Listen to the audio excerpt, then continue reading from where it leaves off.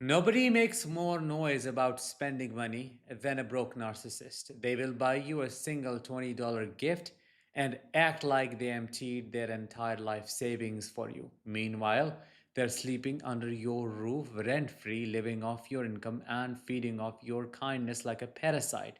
But the manipulation does not stop there. To distract you from the imbalance, to keep you from noticing just how much they're taking and how little they are giving, they dress their dependency in ambition. They pitch fake businesses and grand plans. Why? Because they know you will believe in them.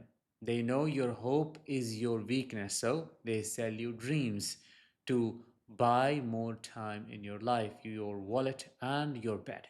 They act like victims of bad luck, misunderstood geniuses, people with a vision no one else believed in, and you, with your empathy and loyalty, become their silent investor. Every time you ask where the effort is, where the progress is, where the accountability is, they flip the script. Suddenly you are ungrateful, too demanding, or not that supportive. All because you dare to question about your own money.